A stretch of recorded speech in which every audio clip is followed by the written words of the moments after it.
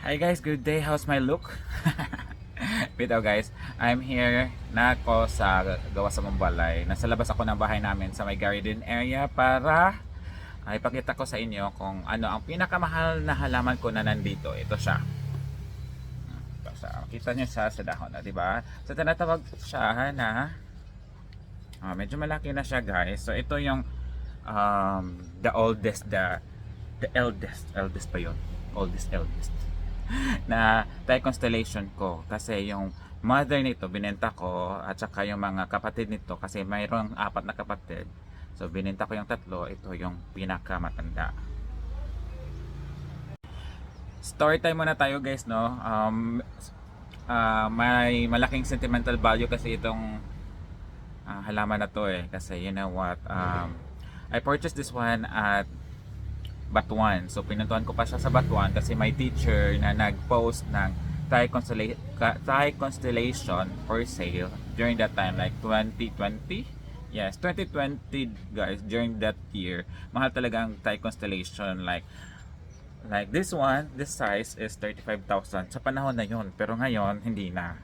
At saka nabili ko ito, yung mother nito is one leaf lang siya. Tapos pinost niya sa Facebook. Tapos as me na naging isang collector na din ng halaman, nagka-interest ako na bilhin. So pinuntahan ko talaga siya sa Batuan. Umuulan pa noon, nagbus lang ako. Tapos pagdating ko doon, sabi ng teacher, tapos parang hesitant siya na ibenta kasi you know what, sabi niya, sir, you're so lucky kasi itong Thai constellation ko may subong na. Kasi yung binibenta niya guys is one leaf lang siya. Mother plant siya, one leaf. Tapos yun lang, isang dahon lang siya, walang subong pa, wala pang like saha o sa tawag sa Bisaya, di ba? So yun lang, isang dahon lang siya. Tapos yun ang price, medyo mahal na din, pero ginagaanong kamahal yung 35,000, hindi po gano'n. So yun, binili ko. Tapos sabi niya lucky daw ako kasi may subong na isa. So yun, at saka during that day pala guys, sentimental value ko ito kasi during that day is it's very unfortunate, namatay yung uncle ko, si Uncle Pops. Yun talaga, I received the text na yun yung masamang information regarding my uncle na he passed away. Nasa bus ako, tapos kalong-kalong ko to yung halaman ako, yung mother nito. Tapos yun nga, yung naramdaman ko is mixed emotion kasi I felt happy kasi mayroon akong Thai constellation, at saka sad kasi yun nga yung sudden news. So ito guys, ito na siya kalaki. So intan nyo, may marami na siyang dahon. 1, 2, 3, 4, 5, 6, 7, 8 leaves na siya. Ito yung pinakamatanda ko, pero yung nanay nito binenta ko. Oo. So ito lang talaga yung kinip ko kasi kailangan ko mag-keep na kahit isa kasi you know, malaga ito sa akin. By the way guys, yung time pala na nabili ko ito is 2021 na. Kasi yung 2020, doon pa lang ako naging start, nagka-interest na maghahalaman. So yun. So 2021 na yun, na-purchase ko na to. Yung 2020, mahal pa to. My God, hindi ko pa afford yun. So ito, I will going to guys, propagate. So ikakat ko to siya kasi marami na siyang ugat, kung makikita nyo. May ugat na siya ito guys, ito. So ikakat ko siya. Information pala guys, itong Thai constellation na halaman, based on my observation, no, hindi siya madaling lumaki. Ang bagal-bagal niya magkadahon, ang bagal-bagal niya lumaki. So ito, I think 1 year ko na tong ganito, pero ito pa yung dahon niya. Observation ko lang yan i-compare mo siya sa other monstera, like Monstera deliciosa. Ito yung Monstera deliciosa. Ito malaki na siya. So ito yung kaibahan, yung Monstera deliciosa at saka Thai constellation. Yung Thai constellation is parang may mga butik-butik, patik-patik na mga white, parang mga stars or constellation. So yun. So from the word Thai is from Thailand, I think. correct me if I'm wrong, from Thailand, kasi iba talaga sa Thailand. They are very advanced regarding plants, sa paghalo-halo ng mga genes ng plants. So they are very good on that. So ito na, ating puputulin ito hanggang dito. So ang gamit natin is cutter. Yeah, it should be clean. And at saka detain. To detain. Ang detain is antimicrobial para hindi magbulok or magkarutrap yung pinagputulan natin. Okay guys, let's go. Okay guys, so magpuputol na tayo. Na-disinfect ko na ang ating cutter blade.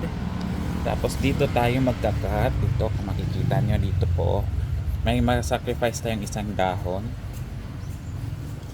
kasi may ugat kasi dito sa ilalim. Kaya natin siya. Okay.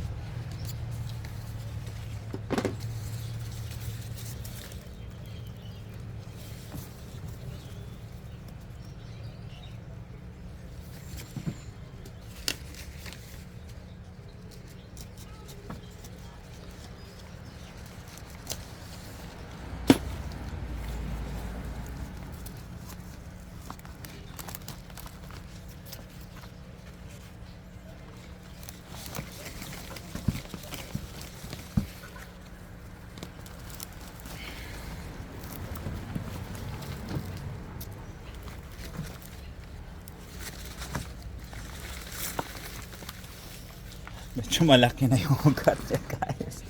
Ang hirap na tanggalin.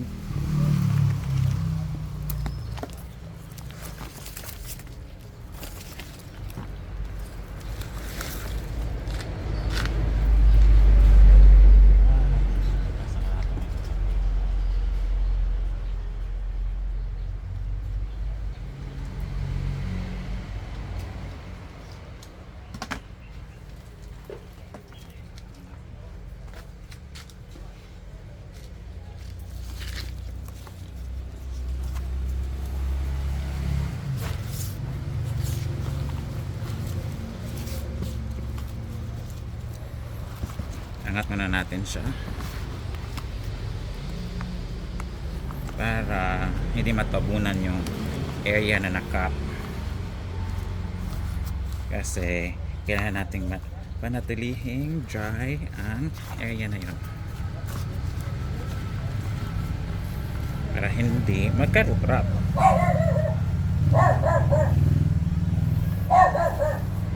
So ito yung cut area.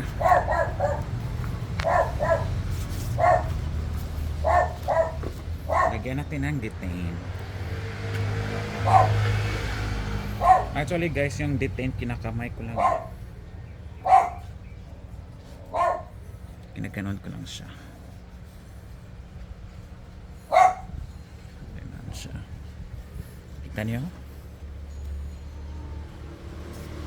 To make it dry at iwas sa mga yan.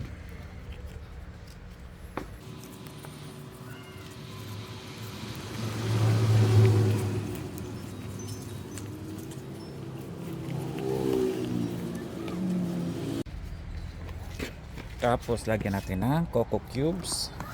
Pero hindi natin ipaabot sa cut area niya, yung na-cut na area. Yung sa gilid lang.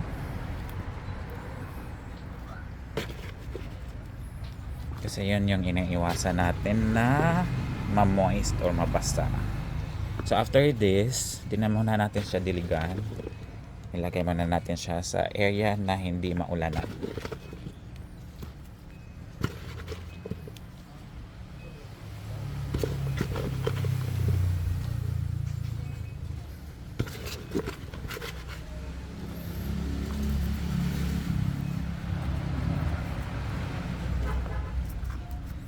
Okay, yan na siya. So, itong top cut, ikat muna natin itong mga malalaking roots. Ayan na lang natin to. At saka pahiran natin siya ng butane.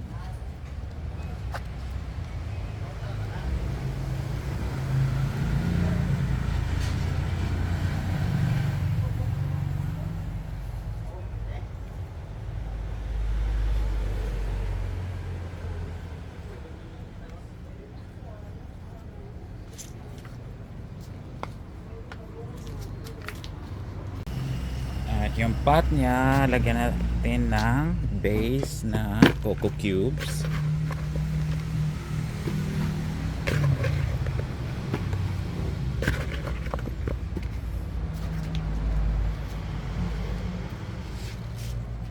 Saka lagay natin itong ating top cut.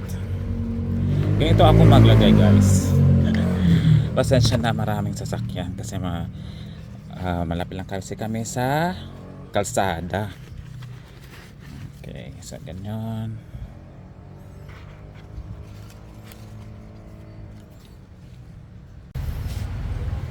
Tapos lagyan natin ng rice hull. Itong pot niya is temporary lang naman to, para lang siya magka-root or maging stable. Tapos ilipat natin sa malaking pot after, kasi wala pa akong malaking pot ngayon eh. Tsaka ilagay natin siya sa isang malilim na lugar at hindi nauulanan.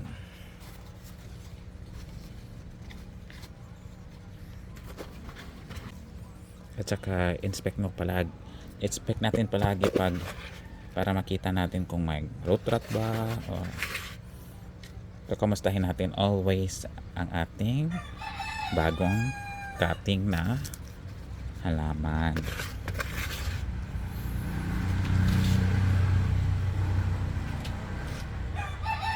So ayun, that's all. At ito na sila, guys. So nilagay natin sa medyo hindi sila mauulanan kasi bawal pa sila mabasa, to avoid rot rooting or mabulok. At saka sa lugar na hindi gaanong mahangin kasi bawal itong ma-move or something like that, diba? Yung matandog-tandog, sa Tagalog sa tandog, yun na siya. So dapat stable siya for how many weeks, like maximum siguro or minimum of 3 weeks, ganon. So ito sila. So I hope mag-anak ito ng medyo marami para may makatayo at may ma-share tayong Thai constellation. I think that's all, guys. Thank you so much.